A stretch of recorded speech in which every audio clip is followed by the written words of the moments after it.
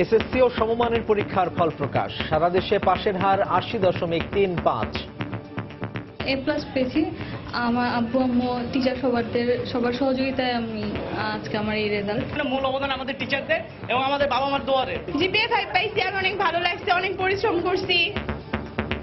নতুন পদ্ধতিতে মূল্যায়নের কারণেই কমেছে পাশের হার, জানালেন শিক্ষামন্ত্রী। এইটা একটা নিয়মের মধ্যে বা একটা মানের মধ্যে আমরা নিয়ে আসতে পেরেছি। খাতা দেখার ক্ষেত্রে এখন আর কোনো ছাত্রছাত্রী কেউ বঞ্চিত হবে না, কিংবা বেশিও পেয়ে যাবে না, কমও পেয়ে যাবে না। শিক্ষার মানোন্নয়নের লক্ষ্যেই নতুন এই পদ্ধতি, উপকৃত হবে শিক্ষার্থীরা, বললেন প্রধানমন্ত্রী। পরীক্ষার খাতা দেখার পদ্ধতিতে যে পরিবর্তনটা আনা হয়েছে সেজন্য আমি আন্তরিক ধন্যবাদ জানাচ্ছি। আমি মনে করি এটা সত্যি খুব গুরুত্বপূর্ণ এবং প্রয়োজন ছিল। দেখছিলেন প্রধান শিরোনাম। দুপুরের সময় সঙ্গে আছি সাজিদ রাজু এবং আমি ফারজানা মুমু। এবার অন্যান্য শীর্ষ সংবাদ। পরীক্ষার পাশের হারের সঙ্গে মেধার কোনো সম্পর্ক নেই, এবারের হারকে দেখতে হবে ইতিবাচকভাবে, মন্তব্য শিক্ষাবিদদের। হাওরে বাঁধ নির্মাণের দুর্নীতির অভিযোগে পানি উন্নয়ন বোর্ডের মহাপরিচালক সহ সংশ্লিষ্ট 4 কর্মকর্তাকে জিজ্ঞাসাবাদ করছে দুদক। বন্যা ও ব্লাস্ট রোগের কারণে যতই ক্ষতি হোক, এবছর ধান উৎপাদন 1,80,00,000 মেট্রিক টন ছাড়িয়ে যাবে, বললেন খাদ্যমন্ত্রী। 9 মাসে বিতরণ হয়েছে 2% কম স্মার্ট কার্ড। নির্ধারিত সময়ে বিতরণ শেষ করা নিয়ে সংশয়, আগের কমিশনই দায়ী, বলছেন বিশেষজ্ঞরা। এবং অনলাইনে ভ্যাট কার্যকরে প্রস্তুত এনবিআর। শুরু হয়েছে নিবন্ধন, নানা অভিযোগ ব্যবসায়ীদের। জুলাইয়ের মধ্যে সমাধানের আশ্বাস।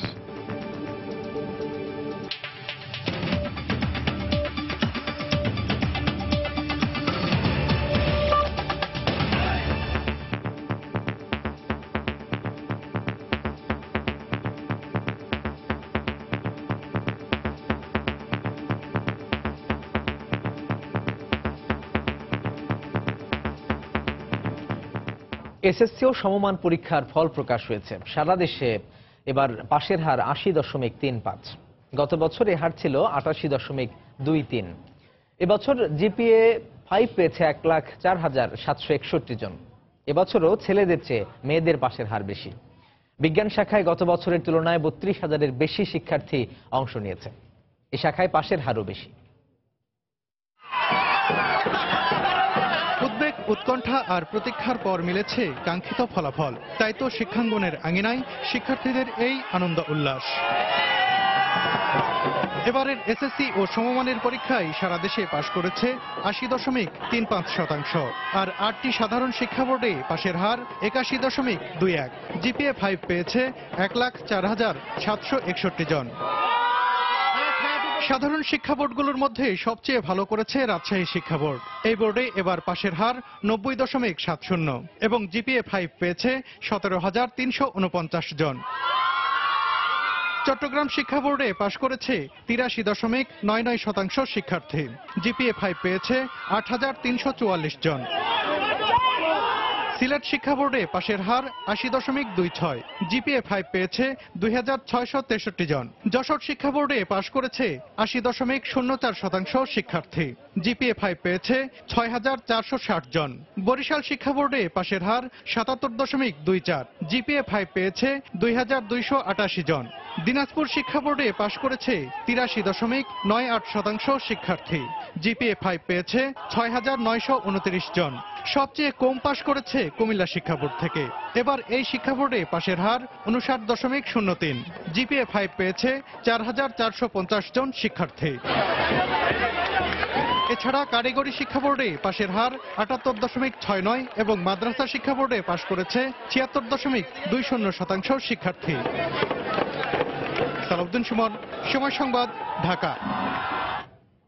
এর আগে সকালে প্রধানমন্ত্রীর কার্যালয়ে প্রধানমন্ত্রী শেখ হাসিনার হাতে ফলাফল হস্তান্তর করেন শিক্ষামন্ত্রী নুরুল ইসলাম নাহিদ। পরে শিক্ষা বোর্ডের চেয়ারম্যানরা আলাদাভাবে নিজ নিজ বোর্ডের ফলাফল হস্তান্তর করেন। উত্তরপত্র মূল্যায়ন পদ্ধতিতে পরিবর্তন আসায় এবারের ফল কিছুটা নিম্নগামী হলেও প্রধানমন্ত্রী এটিকে সময়োপযোগী উল্লেখ করেন। প্রতিযোগিতার এই বিশ্বে বিজ্ঞান শিক্ষাকে আরও বেগবান করতে সবার প্রতি আহ্বান জানান শেখ হাসিনা।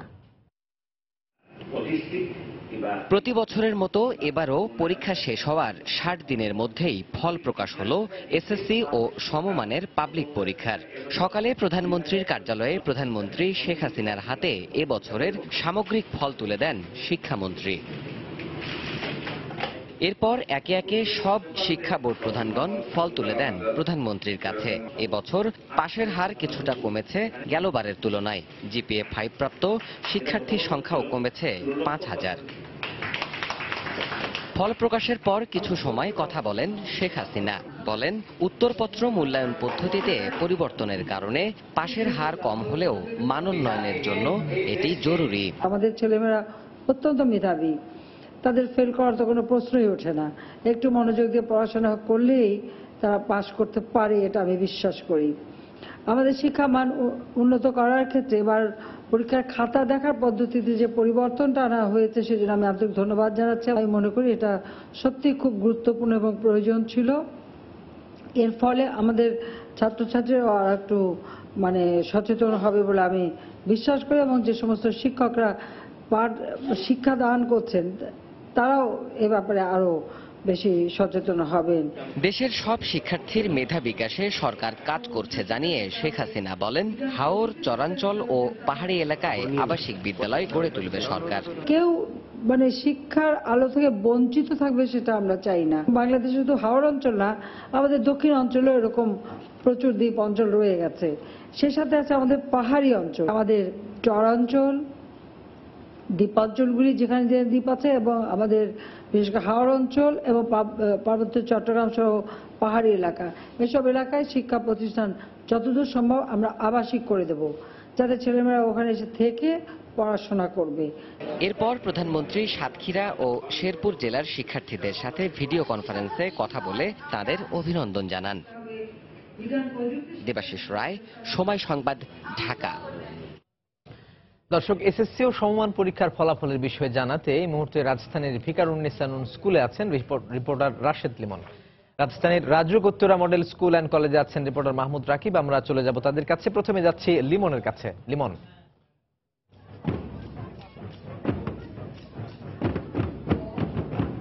রাজু, আসলে এই মুহূর্তে উৎসবের জোয়ারে ভাসছে আসলে ভিকারুন্নিসা নূন স্কুল। আমরা দেখেছি যে সকাল থেকে যখন আসছিলাম, ছাত্রছাত্রীরা যখন আস্তে আস্তে আসতে শুরু করছিল এই স্কুল প্রাঙ্গণে, তাদের মধ্যে কিন্তু এক ধরনের টেনশন কাজ করছিল। কিন্তু বিশেষ করে যখন শিক্ষা মন্ত্রণালয় থেকে যে পাশের হার ঘোষণা করা হয়েছিল এবং গত কয়েক বছর তুলনায় এবার পাশের হার কম থাকায় আমরা দেখেছি যে শিক্ষক, অভিভাবক এবং ছাত্রছাত্রীদের মধ্যে কিন্তু কিছুটা তারা চিন্তিত ছিলেন। কিন্তু রেজাল্টের পরপরই কিন্তু সবকিছু ভুলে গিয়ে তারা কিন্তু এই জয়ের আনন্দে, জয়ের উৎসবে আসলে তারা গা ভাসিয়ে দিয়েছেন। আপনি দেখতেই পাচ্ছেন রাজু যে ঢোলের তালে তালে তারা বিভিন্নভাবে নেচে গিয়ে তাদের এই বিজয়ের, তাদের এই উৎসব এই প্রকাশ করছে। এবং যদি এই ভিকারুন্নিসা নূন স্কুলের কথা বলি, যে যেখানে সব পুরো সামগ্রিকভাবে পাশের হার 80%, ভিকারুন্নিসায় কিন্তু সেভাবে বলতে গেলে 1596 জন পরীক্ষার্থী ছিল এই স্কুলে, এবং 1596 জনের মধ্যে একজন অনুপস্থিত ছিলেন এবং বাকি 1595 জনই কিন্তু একদম উত্তীর্ণ হয়েছে, এবং 5 জন বাদে সবাই জিপিএ 5 পেয়েছে। সেক্ষেত্রে বলাই যায় যে এই ভিকারুন্নিসা নূন স্কুলের রেজাল্ট, এবং আমরা প্রধান শিক্ষকের সঙ্গে কথা বলছি, প্রধান শিক্ষক, অভিভাবক সবাই কিন্তু আসলে এই সামগ্রিক যে এই স্কুলের ফলাফল, সেই ফলাফলে কিন্তু তারা সন্তুষ্ট। এবং শিক্ষার্থীরা আমরা দেখেছি তারা ফলাফলের পরেই নেচে গিয়ে যেমন তাদের আনন্দ উচ্ছ্বাস প্রকাশ করছেন, পাশাপাশি তারা কিন্তু তাদের যে অভিভাবক, তাদের যে শিক্ষক, সহপাঠী, তাদের প্রতি কৃতজ্ঞতা জানাতে কিন্তু তারা কার্পণ্য করছেন না। এবং তারা কিন্তু বলেছেনই যে এই ভিকারুন্নিসা স্কুল যে তাদের এই যে ধারাবাহিকভাবে তাদের গতবারও আমরা দেখেছি শতভাগ পাশ করেছে, এবং আগে থেকে ধারাবাহিকভাবে যে তাদের এই সাফল্য তারা ধরে রাখতে পারে, তাদের শিক্ষার্থীদের মধ্যেও কিন্তু এক ধরনের আনন্দ। এবং তারা কিন্তু আসলে এই কৃতিত্ব কিন্তু যে শিক্ষকদের উপরে বেশিটা দিচ্ছেন, পাশাপাশি অভিভাবকদের যে পরিশ্রম, যে সেটাও তারা এই মুহূর্তে তাদের সেই পিতামাতার প্রতি কৃতজ্ঞতা বোধ করতেও, প্রকাশ করতেও কিন্তু তারা মোটেও কার্পণ্য করছেন না। এবং দেখতেই পাচ্ছেন পিছনে এখনো তারা বেশ কিছুক্ষণ পার হলেও তাদের ফলাফলের সময় যারা জেনে গেছে এরই মধ্যে অনেক আগেই, তারপরে কিন্তু এখনো তারা উৎসবের জোয়ারেই ভাসছে। তো এই ছিল ভিকারুন্নেসা নুন স্কুল থেকে আমার কাছে সবশেষ রাজুক কলেজে রয়েছে সহকর্মী মাহমুদ রাকিব। সেখানকার খবর জানতে চলে যাচ্ছে রাকিবের কাছে। রাকিব, লিমন, যদি মোটা দাগে বলি যে একজন শিক্ষার্থীর জীবনে সবচেয়ে প্রথম যে পাবলিক পরীক্ষা, সেই এসএসসি পরীক্ষার ফলাফল ঘোষণার পর রাজুক উত্তরা মডেল কলেজেও কিন্তু এখন আনন্দের বন্যা বইছে। আমরা জানি যে এই স্কুল থেকে এবছর পরীক্ষা দিয়েছিল 625 জন, তার মধ্যে কিন্তু 565 জনের জিপিএ 5 পেয়েছে। তো বুঝতেই পাচ্ছেন যা হবার কথা সেটাই কিন্তু হয়েছে। এখানে কিন্তু আসলে এক ধরনের আনন্দ উচ্ছ্বাস যা যা বোঝায় তার সবই কিন্তু এখন এখানকার শিক্ষার্থীরা তাদের যে আনন্দের ভাষা তা কিন্তু নেচে গেয়ে প্রকাশ করছে। ঢোল তবলা যে যেভাবে পারছে সেভাবেই কিন্তু এখানে আনন্দ উচ্ছ্বাস তারা করছে। আপনি দেখছেন যে এবং সেই আনন্দের ভাগাভাগি হতে কিন্তু এখানে তার এসএসসিদের যারা জুনিয়র আছে তারাও কিন্তু রয়েছেন। জুনিয়ররাও কিন্তু এখানে এসে যারা এবার মেট্রিক পরীক্ষা দিয়েছে তাদেরকে তারাও কিন্তু উৎসাহ দিচ্ছে এবং সব মিলিয়ে কিন্তু বলা যায় RAJUK Uttara model school and college কিন্তু বেশ একটি আনন্দ ঘন পরিবেশ এই মুহূর্তে এখানে চলছে। আপনি দেখতে পাচ্ছেন এখানে যারা আছে তারা কিন্তু সবাই কিন্তু জিপিএ 5 পেয়েছে। তো সেই জিপিএ 5 পাওয়ার কারণে কিন্তু তারা দেখছে যে একজন শিক্ষকের নেতৃত্বে কিন্তু এখানে তারা আনন্দ প্রকাশ করছেন। একজন শিক্ষক তিনি কিন্তু নিজেই এসে ঢোল বাজাচ্ছেন এবং সেই ঢোলের তালে তালে কিন্তু যারা এখানকার ছাত্রী রয়েছে তারা কিন্তু সেই ঢোলের তালে তালে আনন্দ প্রকাশ করছে। এবং ছাত্রীরা যে বিষয়টি বলছে যে স্কুল এবং তাদের যারা বাবা মা রয়েছে তাদের সবার কিন্তু অবদানের কারণেই তারা জিপিএ 5 পেয়েছে বা ভালো রেজাল্ট করেছে সেটাই কিন্তু তারা বলছেন। এবং এই যে আনন্দ আপনি বুঝতেই পারছেন, এই আনন্দ কিন্তু শেষ হবার নয়, কারণ প্রত্যেকটি ছাত্রছাত্রীর কিন্তু তাকে একটি চাবার রয়েছে যাতে জীবনের প্রথম সবচেয়ে বড় পাবলিক পরীক্ষা, আপনি জানেন যে এসএসসি পরীক্ষা, সেই এসএসসি পরীক্ষা যখন জিপিএ 5 পায় তখন কিন্তু আসলে এইভাবে আনন্দ প্রকাশ করবার কথা রয়েছে এবং সেটাই কিন্তু এখানে এই মুহূর্তে এখানকার শিক্ষার্থীরা করছে। তবে এর পাশাপাশি যদি আমরা এও বলে যাই যারা জিপিএ 5 পায়নি তারাও কিন্তু আসলে যে এখানে আনন্দ করছে না তা কিন্তু না, কারণ আপনি জানেন এই স্কুলের সর্বনিম্ন যে রেজাল্ট তা হলো 4.72, অর্থাৎ সব মিলিয়ে কিন্তু এই স্কুলের প্রত্যেকটি ছাত্রছাত্রী ভালো রেজাল্ট করেছে, ভালো ফলাফল করেছে এবং সেই ভালো ফলাফলের কারণে যে একদিকে যেমন শিক্ষার্থীরা খুশি, অন্যদিকে তাদের বাবা মা এবং শিক্ষক এর পাশাপাশি স্কুলের অন্যান্য ছাত্রছাত্রী সবাই কিন্তু এই মুহূর্তে এবছর এসএসসি পরীক্ষা দিয়েছে তাদের আনন্দ ভাগাভাগি করে নিতে স্কুলের মাঠে এসে জড়ো হয়েছে এবং আনন্দ ভাগাভাগি করে নিচ্ছে। তো মোটামুটি রাজু, আমার কাছে RAJUK Uttara model school and college থেকে এসএসসি পরীক্ষার এই ছিল সবশেষ খবর। রাজু। সহকর্মী মাহমুদ রাকিব রাজধানীর উত্তরা মডেল স্কুল অ্যান্ড কলেজের এসএসসি পরীক্ষার ফলাফলের খবর আমাদের জানাচ্ছিলেন। এর আগে আমাদের সঙ্গে ভিকারুন্নেসা নুন স্কুল অ্যান্ড কলেজ থেকে যোগ দিয়েছিলেন সহকর্মী রাশেদ লিমন। এদিকে পাশের হারের বৃদ্ধির সঙ্গে মেধার কোনো সম্পর্ক নেই, এবারের ফলাফলে তারই প্রতিফলন হয়েছে বলে মন্তব্য করেছেন শিক্ষাবিদরা। আর তাই গত বছরের চেয়ে এবছর পাশের হার কমলেও এই হারকে ইতিবাচকভাবেই দেখছেন তারা। শিক্ষার মানোন্নয়নের লক্ষ্যে এবছর থেকে উত্তরপত্র মূল্যায়নের নতুন এই পদ্ধতিতে প্রকৃত মেধাবীদের চিহ্নিত করা সম্ভব হবে বলেও মত প্রকাশ করেন তারা। বিগত কয়েক বছরে পাবলিক পরীক্ষাগুলোতে পাশের হার বাড়লেও শিক্ষার মান উন্নয়ন ছিল বরাবরই প্রশ্নবিদ্ধ। মান নিয়ে সেই সংশয় দূর করতে এবছর থেকে উত্তরপত্র মূল্যায়নে আনা হয় নতুন পদ্ধতি। এতে পাশের হার কমলেও শিক্ষার মান উন্নয়ন হচ্ছে বলে মত শিক্ষাবিদদের। গাণিতিক পরিসংখ্যান দিয়ে শিক্ষার মান কখনোই নির্ণয় করা যায় না। যেটি প্রয়োজন সেটি হচ্ছে শিক্ষার্থীরা যা শিখল তার বহিঃপ্রকাশ কিভাবে হবে। এবার হ্রাস টেনে ধরা হয়েছে, যার ফলে কিছুটা পরিমাণ কমেছে, কৃতকার্য হওয়ার হারে। বেশি হওয়া মানে ছেলেমেয়েরা খুব ভালো লেখাপড়া শিখেছে এবং কম হওয়া মানে ছেলেমেয়েরা খুব কম লেখাপড়া শিখেছে। এই পুরো ব্যাপারটাই হচ্ছে কি আমরা পরীক্ষা খাতাটা কিভাবে দেখছি তার উপরে। এই উদ্যোগকে স্বাগত জানিয়ে এই পদ্ধতি শিক্ষার্থীদের প্রকৃত জ্ঞান লাভের স্পৃহা বাড়াবে বলেও মত দেন তারা। যে পরীক্ষা দিয়ে 95% ছাত্র পাশ করবে, ছাত্র পড়বে কেন? সে তো জানেই 95%-এর মধ্যে আসা তেমন কোনো বিষয় না। যে ছাত্ররা ভালো পড়ালেখা করছে, যারা মেধাবী, যারা চেষ্টা করছে, তা তাদের নম্বরে কিংবা প্রাপ্ত গ্রেডে তার যথাযথ প্রতিফলন। সেই সাথে উত্তরপত্রের গড় মূল্যায়নের ধারাও পরিবর্তন হয়েছে বলেও মত দেন শিক্ষাবিদরা। কেউ অনেক বেশি নম্বর দিয়ে ফেললো, কেউ কম নম্বর দিয়ে ফেললো, এরকম যাতে না হয়। সাদিয়া আফরিন, সময় সংবাদ, ঢাকা। দর্শক, এই মুহূর্তে রাজশাহী পিএন সরকারি বালিকা উচ্চ বিদ্যালয়ে আছেন রিপোর্টার সাইফুর রহমান রকি, চট্টগ্রামের কলেজিয়েট স্কুলে আছেন রিপোর্টার শফিকুল আলম এবং সিলেটের ব্লু বার্ড স্কুলে আছেন আব্দুল আহাদ। সরাসরি যাচ্ছি তাদের কাছে। প্রথমেই যাচ্ছি রাজশাহীতে রকির কাছে। রকি,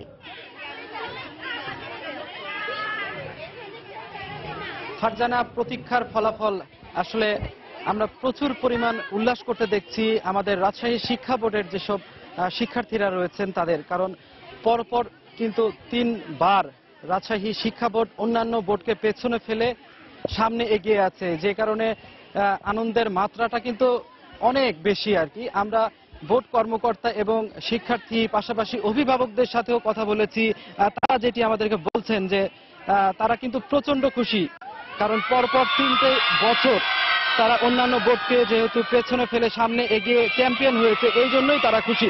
রাজশাহী শিক্ষা বোর্ডে এবছর গড় পাশের হার 90.70। এখানে পরীক্ষার্থীর সংখ্যা ছিল 1,67,590 জন এবং এখানে মোট জিপিএ 5 পেয়েছে 17,349 জন শিক্ষার্থী। তো সব মিলে আসলে এই ফলাফলে কিন্তু উচ্ছ্বাসিত শিক্ষার্থী, অভিভাবক এবং স্কুলগুলোর শিক্ষার্থীরাও এবং স্কুলগুলোর শিক্ষক যারা রয়েছেন তারাও কিন্তু প্রচন্ড খুশি আমরা দেখতে পাচ্ছি। আমরা এখন রাজশাহী সরকারি পিএন বালিকা উচ্চ বিদ্যালয়ে আছি। এখানে আমরা দেখছি যে শিক্ষার্থীদের কিন্তু উল্লাস এবং প্রচুর উল্লাসের মধ্য দিয়ে তারা এই ফলাফলটিকে কিন্তু উদযাপন করছেন। এছাড়াও আমি একটু জানিয়ে রাখি, এবছর রাজশাহী শিক্ষা বোর্ডে মাধ্যমিকে মোট কেন্দ্র সংখ্যা ছিল 232টি এবং মোট স্কুলের সংখ্যা ছিল 2632টি। আমাদেরকে প্রফেসর তরুণ কুমার সরকার, পরীক্ষা নিয়ন্ত্রণ রাজশাহী শিক্ষা বোর্ডের, তিনি জানিয়েছেন যে এই ভালো ফলাফলের পেছনে তাদের নিরন্তর যে পরিশ্রম, সেই সাথে খাতা মূল্যায়নের যে পদ্ধতি, সেগুলো কিন্তু বারবার পরীক্ষার্থী শিক্ষকদের নিয়ে তারা কিন্তু বসেছেন এবং এই বিষয়গুলো নিয়ে আলোচনা করেছেন, যে কারণে হয়তো রাজশাহী শিক্ষা বোর্ড পরপর 3 বছর শ্রেষ্ঠ হয়েছেন বলে আমাদেরকে জানিয়েছেন। এই ধারাবাহিকতা যাতে অব্যাহত থাকে সেই জন্য কিন্তু তাদের পক্ষ থেকে আগামীতেও এ ধরনের সকল চেষ্টা অব্যাহত থাকবে বলে আমাদেরকে জানিয়েছেন। তো এই ছিল ফারজানা আমার কাছে রাজশাহী এসএসসি পরীক্ষার ফলাফলের খবর। এখন আমরা চলে যাচ্ছি আমাদের সহকর্মী চট্টগ্রামে শফিকের কাছে। রকি, আপনাকে ধন্যবাদ। আপনি হয়তো জানেন যে সারা দেশব্যাপী চট্টগ্রামে কিন্তু যে আমরা রেজাল্ট ঘোষণার পর থেকে কিন্তু শিক্ষার্থীরা আনন্দ উৎসবে মেতে উঠেছেন এই চট্টগ্রামে। এবারে যে চট্টগ্রামে যেই স্কুলগুলো রয়েছে, বিশেষ করে সেই স্কুলগুলোর মধ্যে প্রথম হয়েছেন এই চট্টগ্রামের এই কলেজিয়েট স্কুল। এই কলেজিয়েট স্কুলে যেই প্রথম যে শিক্ষার্থীরা, এখানে প্রায় শিক্ষার্থী অংশ নিয়েছেন প্রায় 452 জন শিক্ষার্থীর মধ্যে 424 জন এখানে জিপিএ 5 পেয়েছে এবং দ্বিতীয় হয়েছে মুসলিম হাই স্কুল। সেই স্কুলে 421 জনের মধ্যে 357 জন জিপিএ 5 পেয়েছে এবং তৃতীয় হয়েছে সরকারি খাস্তগিরি স্কুল, সেখানে 314 জনের মধ্যে 284 জন জিপিএ 5 পেয়েছে। তো এখানে আপনারা দেখতে পাচ্ছেন যে আনন্দ উৎসবে মেতে উঠে সেই শিক্ষার্থীরা এবং তারা বলছেন যে আসলে তাদের অভিভাবক এবং শিক্ষা এবং তাদের যে শিক্ষক রয়েছে তাদের অত্যন্ত পরিশ্রমে তারা এই ফলাফল পেয়েছেন। এবং এই যে চট্টগ্রামে যে পাশের হার সেটি হচ্ছে 83.99 পাশের হার এবং গতবার যেটা ছিল 90.45 গতবার ছিল।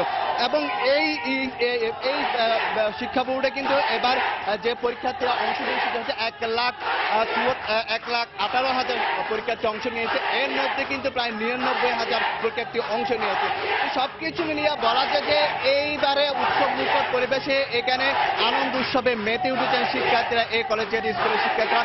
এই কলেজটি বরাবরই কিন্তু প্রতিবারই কিন্তু প্রথম হয়ে থাকে, এবারও ঠিক প্রথম হয়েছে এই কলেজটি এবং দ্বিতীয় হয়েছে মুসলিম হাই স্কুল। তো সবকিছু মিলিয়ে বলা যায় এখানে আনন্দ উৎসবে মেতে উঠেছেন এই শিক্ষার্থীরা তাদের ফলাফল বলে এবং তারা সেটা জন্য কৃতজ্ঞতা জানিয়েছে তাদের অভিভাবক এবং এবং এই মুহূর্তে আমি চলে যাচ্ছি সিলেটে আমাদের সহকর্মী আহাদের কাছে।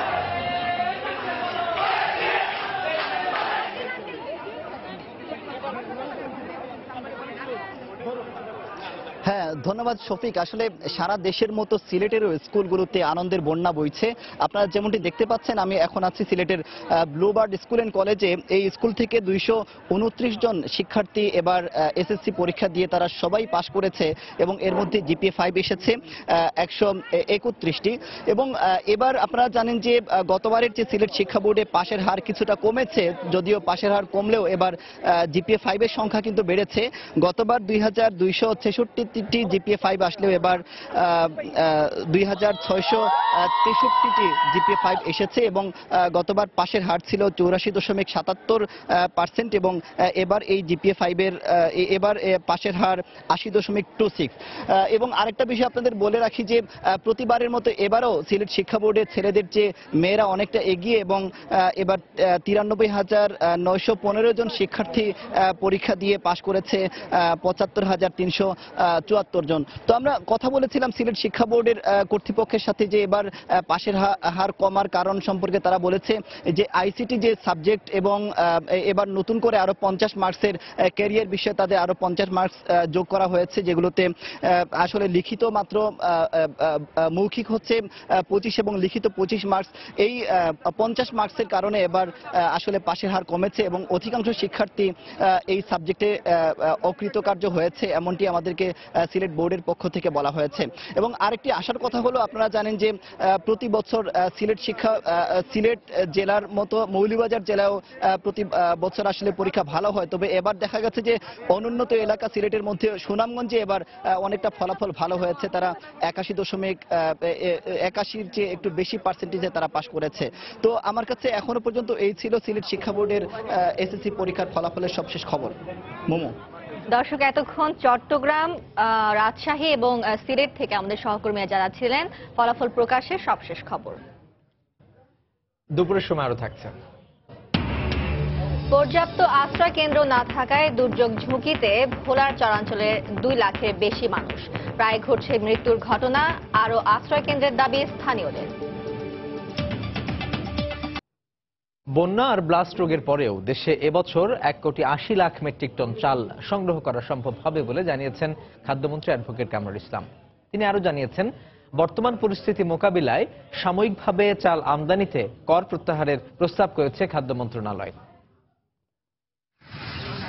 হাওড় অঞ্চলে অসময়ের বন্যায় তলিয়ে গেছে হাজার হাজার একর জমির ফসল। এর প্রভাবে স্থানীয় বাজারে চাল সহ অন্যান্য ভোগ্যপণ্যের দাম বেড়েছে হু হু করে। আমরা তো ব্যবসায়ীদের দাম বাড়ার জন্য বন্যা নয়, এক শ্রেণীর ব্যবসায়ী ও আড়তদারদের দায়ী করলেন খাদ্যমন্ত্রী। পাক্ষিক একটা রিপোর্ট আমাদেরকে দিতে হয় কিন্তু কল মালিকদের, যে তাদের ঘরে কি পরিমাণ স্টক আছে সেই রিপোর্ট কিন্তু দিতে হয়। এটা আইন অনুযায়ী একটা বিধান আছে। এই যে বাজারে তারতম্য যেটা মূল্যের, সেটা অসাধু কিছু ব্যবসায়ীদের কারসাজির জন্য এটা হয়েছে। সেই অসাধু ব্যবসায়ীরা সেই সুযোগটা গ্রহণ করে বাজারের এই মূল্যের তারতম্য যেটা সৃষ্টি করেছে। সকালে রাজধানীর খাদ্য ভবনে চালকল মালিকদের সাথে বৈঠক শেষে সাংবাদিকদের সাথে কথা বলেন অ্যাডভোকেট কামরুল ইসলাম। এ সময় তিনি জানান, বন্যা কবলিত অঞ্চলে যে পরিমাণ ধানের ক্ষতি হয়েছে তাতে সর্বোচ্চ 10 থেকে 15 লক্ষ মেট্রিক টন চাল সংগ্রহ করা যাবে না। এতে লক্ষ্যমাত্রা পূরণে খুব বেশি প্রভাব পড়বে না। বড় মৌসুমে 1,91,00,000 আমাদের টার্গেট ছিল। হাওড় অঞ্চলে 6 লক্ষ মেট্রিক টন নষ্ট হয়েছে। সমস্ত বাংলাদেশে আরো বিভিন্ন জায়গায় অতিবৃষ্টির কারণে, ব্লাস্ট আক্রমণের কারণে 15 লক্ষ ধানই নষ্ট হয়েছে। তাতে আমরা চাল পেতাম 15 লক্ষ ধানের থেকে চাল পেতাম হতো 10-11 লক্ষ মেট্রিক টন চাল। এটা না হয় নষ্ট হয়েছে, তাতে করে বিরাট একটা নষ্ট হওয়ার চেয়ে বিরাট একটা প্রতিক্রিয়া সৃষ্টি হয়েছে, এটা আমরা মনে করি না। এদিকে উদ্ভূত পরিস্থিতিতে খাদ্য অধিদপ্তরের চাল আমদানির উপর কর প্রত্যাহারের প্রস্তাব সরকারের কাছে পাঠানো হয়েছে। কিছু অসাধু ব্যবসায়ীদের অতি মুনাফা লোভের আশায় যেভাবে তারা প্রতিবেশী দেশ থেকে চাল আনছিল, তার জন্য কিন্তু আমাদের ট্যাক্স আরোপ করতে আমরা প্রস্তাবটা দিতে বাধ্য হয়েছিলাম এবং ট্যাক্স আরোপ করা হয়েছিল। আজকে এই পরিবর্তিত পরিস্থিতিতে আমরা সাময়িকভাবে আগের অবস্থায় ফিরে যেতে যাওয়ার জন্য সবাই বলছেন, তারাও বলছেন, আমরাও আগের অবস্থায় ফিরে যাওয়ার জন্য আমাদের খাদ্য দপ্তর থেকে যে প্রস্তাবটা এসছে ট্যাক্স উঠিয়ে জন্য, সেই প্রস্তাবটা আমরা সরকারের কাছে দিয়েছি। দেশে কোনো ধরনের চালের সংকট নেই বলেও জানান খাদ্যমন্ত্রী। আমাদের চুক্তিপত্রের সময়। শাকিলা শারমিন, সময় সংবাদ, ঢাকা। হাওড় অঞ্চলে খাদ্যের অভাব নেই উল্লেখ করে দুর্যোগ ব্যবস্থাপনা ও ত্রাণমন্ত্রী মোফাজ্জল হোসেন চৌধুরী মায়া বলেছেন, ত্রাণ নিয়ে দুর্নীতি হলে সরকার জিরো টলারেন্স দেখাবে। সকালে সচিবালয়ে দুর্যোগ ব্যবস্থাপনা সমন্বয় কমিটির আন্তঃমন্ত্রণালয় সভা চলাকালে একথা বলেন মন্ত্রী। এ সময় এনজিওগুলোকে 1 বছর সুদ না নেয়ার আহ্বান জানান তিনি। 3,80,000 পরিবারকে আমরা 30 কেজি চাল এবং প্রতি মাসে 500 করে নগদ টাকা দিয়ে আমরা সহজে দিয়ে যাচ্ছি। প্রথম আমাদের 1 মাসে কর্মসূচি চলছে, এটা জুলাই মাস পর্যন্ত চলবে। এরপরে অবস্থার পরিপ্রেক্ষিতে আগামী ফসল না ওঠা পর্যন্ত, বড় ফসল না ওঠা পর্যন্ত এটা অব্যাহত রাখতে আমরা চেষ্টা করব। হাওড়ে বাঁধ নির্মাণে দুর্নীতির অভিযোগে পানি উন্নয়ন বোর্ডের মহাপরিচালক সহ সংশ্লিষ্ট 4 কর্মকর্তাকে জিজ্ঞাসাবাদ করছে দুদক। দুপুর 12:15টার দিকে দুদকে আসেন পানি উন্নয়ন বোর্ডের মহাপরিচালক মোহাম্মদ জাহাঙ্গীর কবির, অতিরিক্ত মহাপরিচালক আব্দুল হাই বাকি, তত্ত্বাবধায়ক প্রকৌশলী মোহাম্মদ হারুনুর রশিদ ও পানি সম্পদ মন্ত্রণালয়ের যুগ্ম সচিব খলিলুর রহমান। এর আগে 2016 সালে এ ধরনের দুর্নীতির অভিযোগ উঠলে সন্তোষজনক প্রতিবেদন দিতে পারেনি পানি উন্নয়ন বোর্ড। এর পরিপ্রেক্ষিতে আবারও প্রতিবেদন দাখিল করতে বলা হয়। এবারও তারা প্রতিবেদন দাখিল করেনি। এবার সুনামগঞ্জের হাওর অঞ্চলে দুর্যোগের জন্য বাঁধ নির্মাণে দুর্নীতির অভিযোগে এই 4 কর্মকর্তাকে জিজ্ঞাসাবাদ করছে দুদক।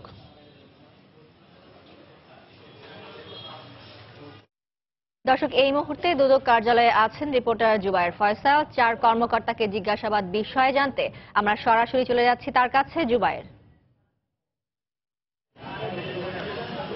ফারজানা, আপনি জানেন যে দুর্নীতি দমন কমিশনে আজকে সকালে পানি উন্নয়ন বোর্ডের মহাপরিচালক ছাড়াও 3 শীর্ষ কর্মকর্তা এসেছেন এবং এখানে পানি সম্পদ মন্ত্রণালয়ের যুগ্ম সচিবের পদমর্যাদার একজন এসেছেন। এখানে আজকে তাদেরকে জিজ্ঞাসাবাদ করা হচ্ছে দুর্নীতি দমন কমিশন কার্যালয়ে। বিষয়টি হলো যে হাওড় অঞ্চলে যে দুর্গত অবস্থা এবং সেখানে যে শুধু অর্থনৈতিক বিপর্যয় ঘটেছে এরকমটি না, সেখানে বড় ধরনের মানবিক বিপর্যয় ঘটেছে এবং এরই পরিপ্রেক্ষিতে দুদক আসলে অনুসন্ধানে নামে যে এখানে বাঁধ নির্মাণে কোনো ধরনের অনিয়ম হয়েছে কিনা, কোনো ত্রুটি হয়েছে কিনা, বা যেখানে যেখানে বাঁধ নির্মাণ করার কথা ছিল সেখানে আসলে বাঁধ নির্মাণ করা হয়েছে কিনা, সেই বিষয়গুলো নিয়ে দুদক যখন অনুসন্ধানে নামে এরপরেই তারা কিছু অসঙ্গতি পায় এবং তার প্রেক্ষিতেই আসলে তারা যেসব পদক্ষেপগুলো এর মধ্যে নিয়েছে তার মধ্যে অন্যতম আজকের এই যে 3 শীর্ষ কর্মকর্তা ছাড়াও সরকারের ঊর্ধ্বতন একজন সচিবও আজকে এখানে উপস্থিত হয়েছেন জিজ্ঞাসাবাদের জন্য। আসলে ইকবাল মাহমুদ চৌধুরী, যিনি দুদকের বর্তমান চেয়ারম্যান, তিনি দায়িত্ব নেওয়ার পরে গত বছরের এপ্রিলেই একটি চিঠি পাঠিয়েছিলেন পানি উন্নয়ন বোর্ডে এবং সেখানে তিনি জানতে চেয়েছিলেন যে একটি জাতীয় দৈনিকের খবরের সূত্র ধরে তিনি জানতে চেয়েছিলেন যে আসলে সুনামগঞ্জের এবং বিভিন্ন যে হাওড়গুলো প্রায় 50টি বাঁধ নির্মাণ করার কথা ছিল, ওই বাঁধগুলো যথাযথভাবে হয়নি এবং সেখানে যে প্রক্রিয়ায় বাঁধগুলো নির্মাণ করার কথা ছিল সেই প্রক্রিয়াও ঠিকঠাকভাবে সম্পন্ন করা হয়নি বলে একটি অভিযোগ এসেছিল এবং তারই পরিপ্রেক্ষিতে দুদক আসলে জানতে চেয়েছিল যে সেখানে আসলে কি ঘটেছিল এবং 7 কর্মদিবসের মধ্যে তখনকার সময়ে গত বছরের এপ্রিলে একটি প্রতিবেদন দাখিল করার কথা বলা হয়েছিল দুদকের পক্ষ থেকে। কিন্তু তখন তারা দীর্ঘ সময় নেয় এবং সেই 7 দিন না, সেটি 7 মাসেরও বেশি সময় পরে আমরা জানতে পেরেছি যে এবছরের জানুয়ারিতে তারা একটি প্রতিবেদন দাখিল করে এবং সেটি পোস্ট অফিস যেমন করে বিভিন্ন ধরনের তথ্য আদান প্রদান করে সেভাবে আসলে একটি দায়সারা প্রতিবেদন তারা দিয়েছে এবং এই প্রতিবেদনে দুদক সন্তুষ্ট হতে পারেনি এবং যারই প্রেক্ষিতে আসলে আজকের তাদেরকে তলব করা হয়েছিল এবং তারা এসেছেন এখানে। দুদকের কয়েকজন 4 জন ঊর্ধ্বতন কমিশনাররা এখানে উপস্থিত রয়েছেন এবং তাদের উপস্থিতিতে তারা বিভিন্ন ধরনের তথ্যাদি জিজ্ঞাসা করছেন এবং এখানে যে বিষয়টি আসলে প্রাধান্য পাচ্ছে সেটি হলো দুদক এখানে দেখতে চায় যে সুনামগঞ্জে এই বছরের যে মানবিক বিপর্যয় ঘটেছে তার প্রেক্ষিতে পানি উন্নয়ন বোর্ড এবং পানি সম্পদ মন্ত্রণালয়ের কোনো গাফিলতি ছিল কিনা। তো আমার কাছে ফারজানা এই ছিল দুদক থেকে সবশেষ। পরবর্তীতে তারা যখন বের হবে আমরা জিজ্ঞাসাবাদের সবশেষ তথ্যগুলো জানাতে পারবো। দর্শক, এতক্ষণ হাওড়ে বাঁধ নির্মাণে যে দুর্নীতির অভিযোগ উঠেছে সেখানে দুদকের 4 কর্মকর্তাকে জিজ্ঞাসাবাদের সবশেষ খবর এতক্ষণ দুদক কার্যালয় থেকে জানাচ্ছিলেন সহকর্মী জুবায়ের ফয়সাল। বর্তমানে দেশে গণতন্ত্র নেই বলে মন্তব্য করে বিএনপির মহাসচিব মির্জা ফখরুল ইসলাম আলমগীর বলেছেন, সরকার নিজেই দুর্নীতির আশ্রয় নিয়ে টিকে আছে। দুপুরে দলটির কেন্দ্রীয় কার্যালয়ে সংবাদ সম্মেলনে তিনি একথা বলেন। এ সময় তিনি প্রধানমন্ত্রীর সাম্প্রতিক সময়ে দেয়া বিভিন্ন বক্তব্যের সমালোচনা করেন। এ সময় তিনি জানান, 7 মে বিএনপির ঢাকা মহানগর দক্ষিণ ও 8 মে উত্তরের কর্মী সভা হবে। বাংলাদেশে গণতন্ত্র বলতে কিচ্ছু নেই। প্রধানমন্ত্রী যে কথাটা বলেছেন তিনি পুরোপুরিভাবে সত্যের অপরাধ করেছেন এবং জনগণের সঙ্গে প্রতারণা করেছেন। এই সরকার পুরোপুরিভাবে দুর্নীতিবাদ সরকার। করাপশন হচ্ছে এর প্রধান উদ্দেশ্য। আসলে তারা নিজেরাই স্বীকার করে নিয়েছেন যে তারা এই দুর্নীতি করছেন এবং তারা এই পালিয়ে যাবেন, সেটাও তারা স্বীকার করে নিয়েছেন। 9 মাসে বিতরণ হয়েছে 2%-এরও কম স্মার্ট কার্ড, আর তাই নির্ধারিত সময়ে বিতরণ শেষ করা নিয়ে সংশয়ে খোদ কমিশন।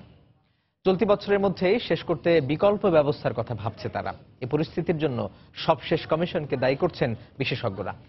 ভাবমূর্তি ধরে রাখতে সঠিক সময়ে বিতরণ শেষ করার তাগিদ তাদের। শুরু থেকেই নানা অনিয়ম আর হয়রানির অভিযোগ উঠে আসছিল স্মার্ট কার্ড বিতরণ প্রক্রিয়া নিয়ে। সবশেষ রাজশাহী সিটি কর্পোরেশনে আশানুরূপ সাড়া পাওয়া গেলেও এনআইডি কর্তৃপক্ষের হিসেব অনুসারেই ঢাকা চট্টগ্রামে বিতরণের হার 60%-এরও কম। পরিসংখ্যান বলছে গত অক্টোবর থেকে শুরু হলেও 9 কোটি কার্ডের মধ্যে 6 মাসে বিতরণ হয়েছে মাত্র 18.5 লক্ষ কার্ড, শতকরা হিসেবে যা 1.97। এমন গতিতে বিতরণ প্রক্রিয়া চলতে থাকলে এই কার্ড বিতরণের সময় লাগবে প্রায় 3 যুগ। এদিকে হাতে সময় আছে মাত্র 8 মাস। তাই বিষয়টি নিয়ে সংশয়ে খোদ নির্বাচন কমিশন। প্রকল্প পরিচালক বলছেন প্রয়োজনীয় উপকরণের স্বল্পতাই মূলত পিছিয়ে পড়েছে বিতরণ প্রক্রিয়া। যেটা আমাদের 1 মিনিটের মধ্যে করার কথা, দেখা যাচ্ছে কোনোটা 25 মিনিট 30 মিনিট লেগে যাচ্ছে। আবার যখন দ্রুত করতে যাচ্ছি তখন দেখা যাচ্ছে 2008 সালের ক্রয়কৃত ল্যাপটপ হ্যাং হয়ে যাচ্ছে। এক আইরিস এবং 10 ফিঙ্গার স্ক্যানার, যে কোম্পানিগুলো টেন্ডারে অংশগ্রহণ করেছিল তারা শর্ত না মানার কারণে সবাইকে বাতিল করতে কমিশন বাধ্য হয়। এরই মধ্যে আইরিশ ও আঙুলের ছাপ বাদ দিয়ে স্মার্ট কার্ড বিতরণের কমিশন সচিবালয়ের প্রস্তাব নাকচ করে দিয়ে চলমান প্রক্রিয়াতেই বিতরণ কার্যক্রম চালিয়ে যাওয়ার সিদ্ধান্ত নিয়েছে কমিশন। আর তাই এই মুহূর্তে এসে নির্ধারিত সময়ে বিতরণ শেষ করার উপায় খুঁজছে ইসি। বর্তমান কমিশনও মনে করে যে 10 ফিঙ্গার এবং আইরিশ যে প্রেক্ষাপট আছে এটা অব্যাহত রেখে কিভাবে ডিস্ট্রিবিউশন ত্বরান্বিত করা যায় বিশ্বব্যাংকের কাছে একটা সময়ের প্রপোজাল আমরা দেব। যদি সম্মত না হয় সেক্ষেত্রে আমাদের রেভিনিউ থেকে করা ছাড়া কোনো বিকল্প থাকবে না। স্মার্ট কার্ডের মতো এমন মেগা প্রকল্পের এমন দশার জন্য রকিব কমিশনের অদূরদর্শিতাকেই দায়ী করছেন বিশেষজ্ঞরা। তবে যে কোনো মূল্যে নির্ধারিত সময়ে এই কমিশনকে এই কাজ সম্পন্ন করার পরামর্শ দিচ্ছেন তারা। ওই কমিশন এসে একটা কন্টিনিউশন যে ধারাবাহিকতা ছিল, মোটামুটি তারা কোনো ধারাবাহিকতার কাজ করেনি। এটা পুরোটাই ডিলে হয়ে গেছে। প্রয়োজন পড়লে রিনেগোশিয়েট করতে হবে ওয়ার্ল্ড ব্যাংকের সাথে, প্রয়োজন পড়লে সরকারের সাথে রিনেগোশিয়েট করতে হবে। প্রায় 1,500 কোটি টাকা ব্যয়ে 2011 সালে এই প্রকল্প হাতে নেয় নির্বাচন কমিশন। রাশেদ লিমন, সময় সংবাদ, ঢাকা। দুপুরের সময় আরো থাকছে কাগজপত্রহীন অভিবাসীদের বিনামূল্যে আইনি সহায়তা দেওয়ার উদ্যোগ নিউ ইয়র্ক প্রশাসনের। $1.5 কোটি বেশি বরাদ্দ, স্বস্তিতে প্রবাসী বাঙালিরা। অনলাইন ভ্যাট কার্যকরে প্রস্তুতি শুরু করেছে জাতীয় রাজস্ব বোর্ড এনবিআর। এরই মধ্যে শুরু হয়েছে অনলাইনে ব্যবসায়ী প্রতিষ্ঠানগুলোর নিবন্ধনও। তবে নতুন এ ব্যবস্থায় নানা সমস্যা ও প্রতিবন্ধকতার কথা বলছেন ব্যবসায়ীরা। ভ্যাট অনলাইন বিভাগ বলছে জুলাইয়ের আগেই সমস্যার সমাধান করবে তারা। বিশেষজ্ঞরা বলছেন শুধু নতুন ব্যবস্থা চালুই শেষ কথা নয়, জনবান্ধব হতে হবে এনবিআরকে। সাজিদ রাজুর রিপোর্ট। নতুন আইনে বাড়বে না কোনো খরচ। আসছে 1 জুলাই কার্যকর হবে নতুন ভ্যাট আইন। চালু হবে ভ্যাট সংগ্রহের অনলাইন পদ্ধতি। চলছে অনলাইনে ব্যবসা প্রতিষ্ঠানগুলোর শনাক্তকারী নাম্বার নেয়ার নিবন্ধন বা EBIN কার্যক্রম। এ ব্যবস্থায় রাজস্ব অফিসে যেতে হবে না ব্যবসায়ীদের। ভ্যাট পরিশোধ ও রসিদ সংগ্রহ করবেন অনলাইনেই। তবে নিবন্ধন কার্যক্রম সহ নতুন আইনের নানা বিধি নিয়ে জটিলতার মুখোমুখি অনেকেই। ভ্যাটটা তো আসলে অগ্রিম দিতে হয়, আপনি জানেন। যেই জিনিসটা অগ্রিম দেওয়া আছে 1 জুলাইয়ের পরে সেই অগ্রিমটা আমাদের অ্যাডজাস্টমেন্ট দেওয়ার ব্যাপারে আইনে কিছু সমস্যা আছে। 30 জুন আমাদের কিছু সমন্বয় থাকবে। গভর্নমেন্ট টাকাগুলো অলরেডি নিয়ে গেছে। সমন্বয়ের সময় আমাদের 10%-এর বেশি সমন্বয় করতে দিবে না। 25,000 টাকার বেশি কোনো পণ্য খালাস করতে গেলেই ওই যে প্রতিষ্ঠানের নামে পণ্যটা খালাস হবে তার রেজিস্ট্রেশন থাকতে হবে। এখন এদের দায়িত্ব না আমাদের গাড়ি চাপা দিতে যাচ্ছে। রাজস্ব বোর্ডের ভ্যাট অনলাইন বিভাগ বলছে এ সংক্রান্ত যে কোনো সমস্যার সমাধানে তারা তৎপর। কিন্তু 1 জুলাইয়ে যে যে জিনিসগুলো ট্যাক্স পেয়ারের লাগবে তার প্রত্যেকটাই কিন্তু এখন আমরা প্রস্তুত এবং এটা অনলাইনে হয়ে গেছে। এই পর্যন্ত আমরা কোনো সমস্যা পাইনি, দৃশ্যমান কোনো সমস্যা ট্যাক্স পেয়ারদের কাছ থেকে পাইনি। এখন রেজিস্ট্রেশন হচ্ছে এবং আমরা যখন আস্তে আস্তে প্রচারে যাব তখন রেজিস্ট্রেশনের সংখ্যাটা আরো বাড়বে। বিশেষজ্ঞদের অভিমত, রাজস্ব সংগ্রহ কার্যকরে নতুনত্ব আনার সাথে সাথে বাড়াতে হবে সেবার মানসিকতাও। মনিটরিং সিস্টেমের সাথে ওটা লিঙ্ক আপ আছে কিনা, সেইটার নির্ভেজালভাবে চলবে কিনা, সার্ভারের কোনো গোলমাল হবে কিনা, এই বিষয়টা যেমন এনবিআর এর পক্ষ থেকে দেখার বিষয় থাকবে, ঠিক তেমনি অপর পক্ষ থেকেও এই রকম ধরনের অনলাইনে ওঠার জন্যে তারও সেই ধরনের লোকবল, পদ্ধতি, মেশিনারিজ, ইকুইপমেন্টস তার থাকতে হবে। একই সঙ্গে নতুন প্রযুক্তি যেন সহজ ও জনবান্ধব হয় সেদিকেও খেয়াল রাখতে হবে এনবিআরকে।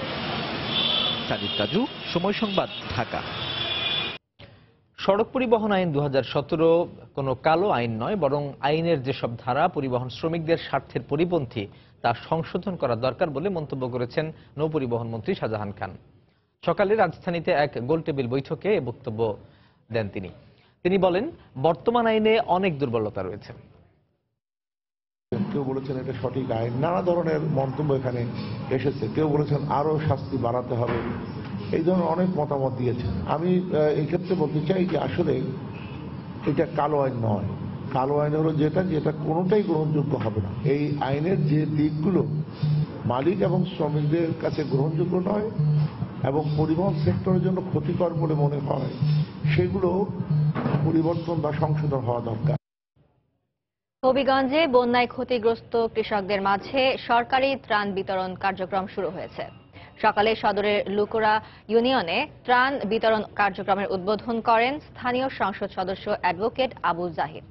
এ সময় তিনি ক্ষতিগ্রস্তদের মাঝে ত্রাণ ও নগদ অর্থ বিতরণ করেন। তবে প্রত্যন্ত অঞ্চলের অনেক কৃষক এখনো সরকারি কোনো সহায়তা পাননি বলে অভিযোগ করেছেন। কৃষি বিভাগের তথ্য মতে সাম্প্রতিক সময়ে বন্যায় জেলার 8টি উপজেলায় প্রায় 60,000 হেক্টর জমির বোরো ফসল পানিতে তলিয়ে গেছে। ক্ষতিগ্রস্ত কৃষকদের জন্য সরকার এ পর্যন্ত 100 মেট্রিক টন চাল ও 14 লাখ টাকা বরাদ্দ দিয়েছে।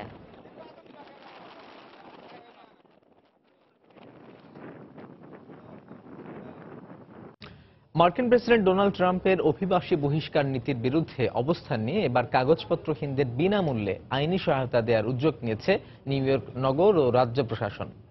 নিউ ইয়র্কের গভর্নর অ্যান্ড্রু কুমো প্রথমবারের মতো এ খাতে $1 কোটি তহবিল গঠন করার 2 সপ্তাহের মধ্যেই নিউ ইয়র্কের মেয়র বিল ডি ব্লাজিও ব্যালেন্স নির্বাহী বাজেটে $1,64,00,000 বরাদ্দ দিয়েছেন। যুক্তরাষ্ট্রের নিউ ইয়র্ক থেকে টিএম মামুনের ক্যামেরায় শিহাবুদ্দিন কিসলোর রিপোর্ট। প্রেসিডেন্ট নির্বাচনে ডোনাল্ড ট্রাম্পের বিজয়ের পর থেকেই তার অভিবাসী বিরোধী নীতির বিরুদ্ধে সোচ্চার নিউ ইয়র্ক সিটি মেয়র ও রাজ্য গভর্নর। মেয়র বিল ডি ব্লাজিও ঘোষণা করেছেন নিউ ইয়র্কে অভিবাসী বিরোধী অভিযান রুখে দাঁড়ানো হবে। 2017 সালের স্টেট অব ইউনিয়নের দেওয়া ভাষণে গভর্নর কোমো তার পূর্ব প্রতিশ্রুতি পুনর্ব্যক্ত করে বলেন, যুক্তরাষ্ট্রের মূল্যবোধকে ধ্বংস করতে দেওয়া হবে না। নিউ ইয়র্কে আমরা প্রায় সবাই অভিবাসী।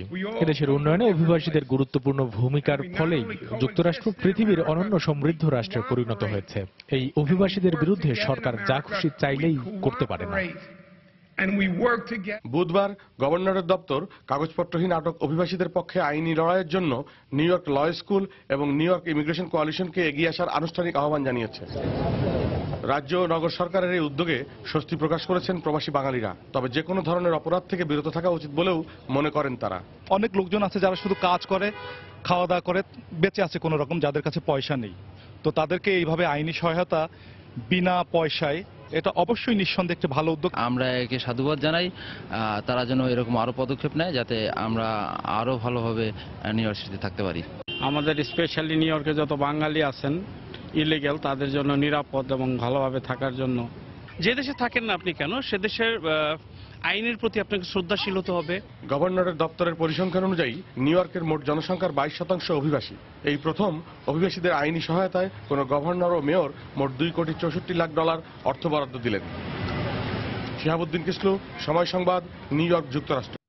ইরানের উত্তরাঞ্চলে একটি কয়লা খনি বিস্ফোরণের ঘটনায় অন্তত 35 জন নিহত হয়েছেন, আহত হয়েছেন অর্ধশতাধিক। সংবাদ মাধ্যম জানিয়েছে, বুধবার আজাদ শাহার শহর থেকে 14 কিলোমিটার দূরে জিমেস্তানিয়ার্ড কয়লা খনিতে বিস্ফোরণের পর এক একাংশ ধসে পড়ে। এতে অর্ধশতাধিক শ্রমিক আহত হন। ভেতরে আটকে পড়া শ্রমিকদের উদ্ধার করতে গেলে মৃত্যু হয় 21 শ্রমিকের। খবর পেয়ে উদ্ধারকর্মীরা ঘটনাস্থলে পৌঁছে তাদের লাশ উদ্ধার করে। এখনো খনির 1000 মিটার গভীরে অন্তত 40 জন শ্রমিক আটকা পড়ে আছেন বলে জানিয়েছেন স্থানীয় প্রশাসন। তাদের উদ্ধারে কাজ চলছে, তবে খনির ভেতরে বিষাক্ত গ্যাস থাকায় উদ্ধার কার্যক্রম ব্যাহত হচ্ছে। ইন্ডিয়ান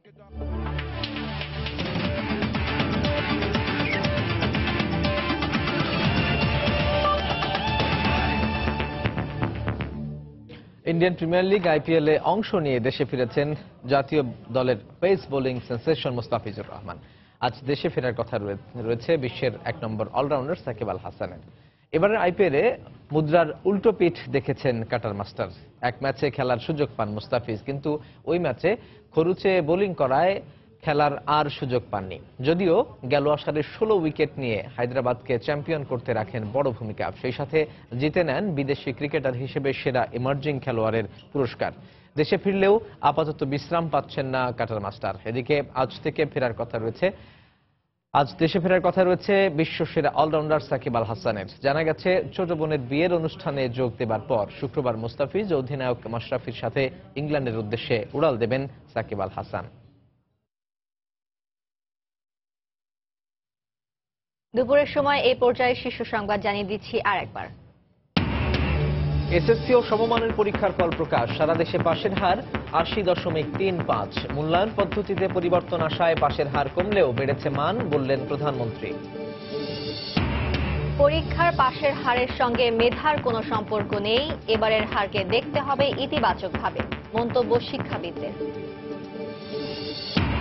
হাওড়ে বাঁধ নির্মাণের দুর্নীতির অভিযোগে পানি উন্নয়ন বোর্ডের মহাপরিচালক সহ সংশ্লিষ্ট 4 কর্মকর্তাকে জিজ্ঞাসাবাদ করছে দুদক। বন্যা ও ব্লাস্ট রোগের কারণে যতই ক্ষতি হোক, এবছর ধান উৎপাদন 1,80,00,000 মেট্রিক টন ছাড়িয়ে যাবে, বললেন খাদ্যমন্ত্রী। এবং 9 মাসে বিতরণ হয়েছে 2% কম স্মার্ট কার্ড। নির্ধারিত সময়ে বিতরণ শেষ করা নিয়ে সংশয়। আগের কমিশনই দায়ী, বলছেন বিশেষজ্ঞরা।